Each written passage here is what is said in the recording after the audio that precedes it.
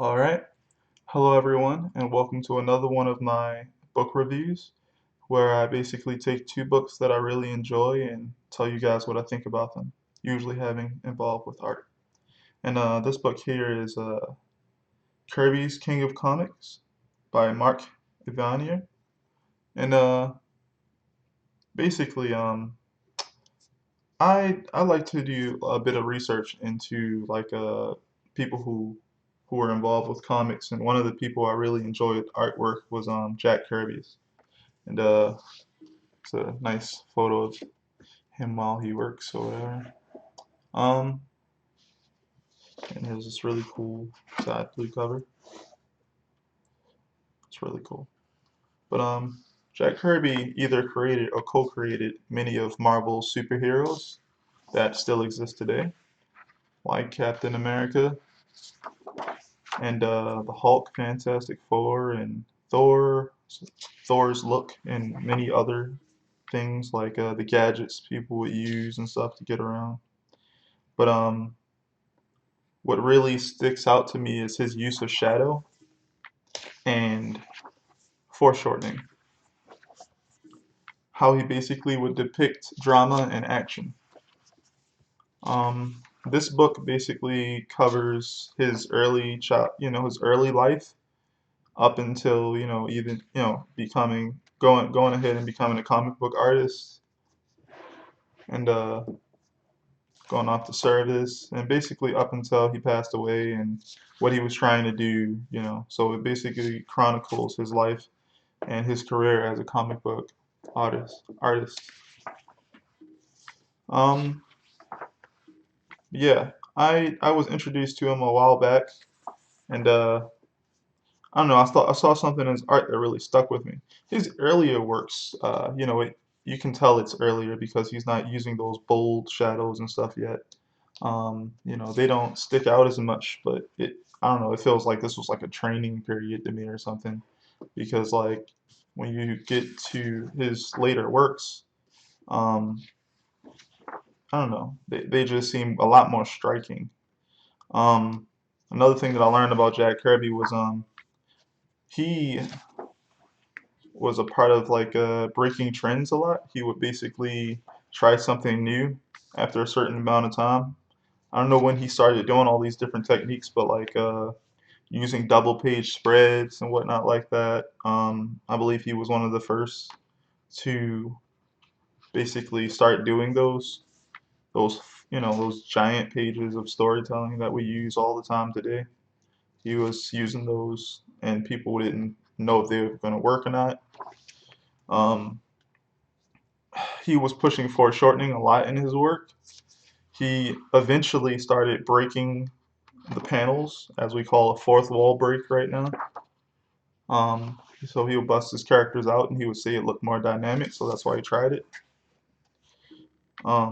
There's just a lot of techniques that he basically created that became staples of the action comic genre. And of course, he drew a lot of monster comics, some westerns, of course, the superhero comics and whatnot like that.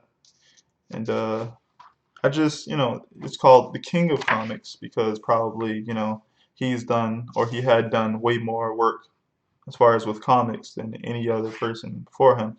And also inventing characters or co-creating characters who are still a staple today, plus reinventing the way the genre is looked at and utilized in storytelling with all these different things that he utilized to make storytelling a more forward than art itself, more than just making pretty pictures or something like that. He was always thinking, how can I make this story more epic? How can I tell it better? How can I make it more interesting?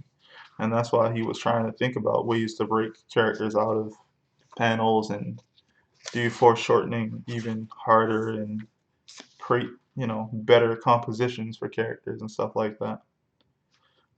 But I just love to go back and check out history as far as definitely dealing with art and comics and check out the way covers were utilized, techniques as far as composition, um, definitely his use of shadow. And the way, he got away with like inventing things. Like he had a very, I would say, abstract style. So whenever something didn't need to be looking too realistic, he had you covered because he could find a way to make that machine, out of the usual things that he drew. Like he can make lots of different machines, and I guess when a kid's mind back in the day, they would probably say that it could really work that way, by looking at what he drew. There's also this other thing. I don't think Jack Kirby really cared that much about hands. I don't know.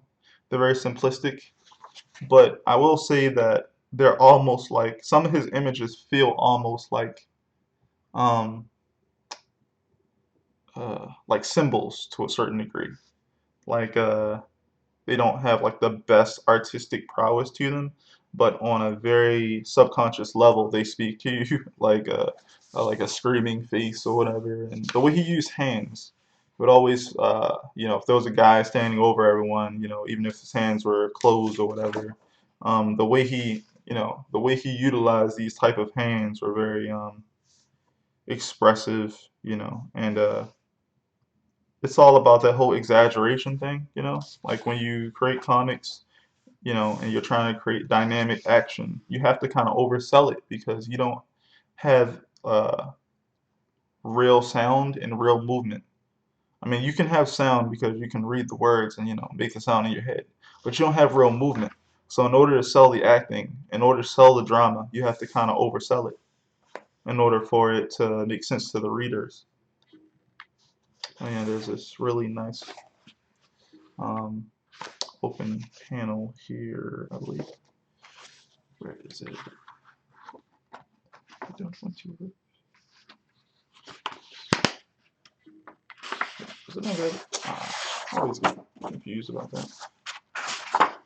This is really cool right here. I think this was colored by Alex Ross. Yeah, I think this was colored by Alex Ross. But it's really cool.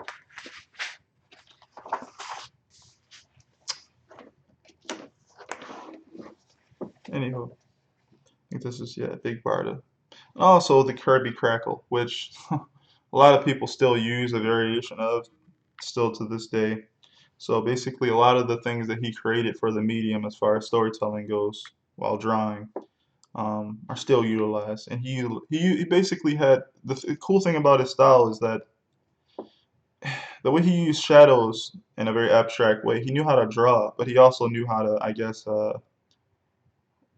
use the shadows in a more distinct way. Like he would use them for, water, shadows on a human figure, shadows on piping, and different other things basically to make things pop out of the page. And I think that's what makes, I think any type of form of when you have to ink over something, when you know how to make interesting shapes stand out against the black, the negative space, then your work will really pop as far as inking goes. And then of course, if you can get any color to complement that, then it'll stand out even better. So yeah, this book basically chronicles Jack Kirby's career as an artist from, I believe, when he started making comics around the 1940s up until 1998 when he passed away. All right, that's the back of the book. This is the front of the book. Yeah. And yeah, you can definitely purchase this on Amazon. Forget how much this was. Yeah, 45 bucks is what it says on the bottom. But I'm pretty sure you might be able to get it for cheaper. And that's the first book for the day. Second book is The Art of Osamu Tezuka, God of Manga. It's a nice red book. It also included a really cool documentary DVD in the back, which is not in the back at the moment because I have it like in my computer. I watch it sometimes. And this is, this is the guy who he's done so much work. Even though only a few of them are, I guess, iconic here in the West. But it's the guy who created, Astro Boy, Buddha, Phoenix, Blackjack, you know, tons of different stories. I'm forgetting a lot of them right now, unfortunately. But this guy also Kimba the White Lion, which inspired the Lion King. But this guy, I believe he started to work on comics in the 1950s, I believe 1951. But yeah, this book chronicles, his life through his career as an artist, creating comics and whatnot, or manga in Japan. Um, he was a really smart student, and he also was going to become a doctor, I believe a surgeon at one point. He's trying to do that. But he really cared more about drawing comics, so that's what he gravitated to, and that's what he basically ended up picking to do with his life. And he's a really cool style. I believe he is a big component to comics trying to become more cinematic. Even though he had a more simplistic style than someone, say, like Jack Kirby, um, he definitely tried to manipulate panels in such a way and create scenes that were more reminiscent of something you would find in a film. So when you read it, it feels more cinematic. Um, I hear he was very fast, even though supposedly he missed a lot of deadlines when he was creating manga. Um, I also hear that he utilized assistants in a very different way, very unique way.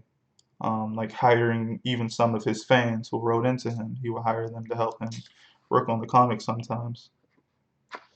And I also hear that he was creating genres or something like that. I'm not too sure, but I remember reading somewhere in this book that he also helped create genres for like dedicated to young boys and young girls and stuff like that, and creating characters that would help create that type of traction that will be needed for those type of children, or for that genre to basically take off, for people to be interested in that type of content in the medium. I hear he based a lot of his characters off of movies, movie actors, and he would basically sometimes reuse them in a lot of his books. They would be seen sometimes in the background. This is a great book if you want to do some research on basically manga's biggest star, I would say. This guy was very much inspired by Disney back in the day, and he watched a lot of their movies and stuff like that, and he basically ended up drawing comics because of his love for Disney's animations and stuff like that. And later in the book, you'll find that he eventually does go into animation, saving up lots of money to open up his own animation studio. It's the part about the working with the assistants and the notes he would give them. It's pretty cool. But yeah, later he would go on to eventually, you know, start creating animations and developing different techniques. Um, because I don't know if you knew this or not, but anime in Japan at first began looking like Disney cartoons or Disney animations. But the budget, of course, would have to be ridiculous for them to have to keep that up. So in order for the goals to be met of trying to crank out more content as far as with animation, they would basically he basically discovered that 8 frames a second would work fine, and a lot of the things we like from anime these days, are from those, I guess, production money saving techniques, but also, from the people who still want to tell a really good story. They invented all these different ways that they could do that, whether or not it will be, having a still frame up and panning from one side to the next, you know, instead of having to animate the movement. They would find ways around it until they could afford the budget. And that's how they, of course, grew popularity in the medium. And Astro Boy's name is actually the Mighty Atom. And I believe that's where the Mega Man style comes from, truthfully. Looks really reminiscent of that character. But yeah, the cool thing I like about most of his stories is that they have a lot more going on with them than what they seem like from, I would say, the cover value. It's a lot more human stories, a lot more, I don't want to say dark, but a twisted approach to them. It's more human-esque. Stuff dealing with demons, stuff dealing with gods, um, uh, stuff dealing with people's problems a lot. There's obviously some funny things in there.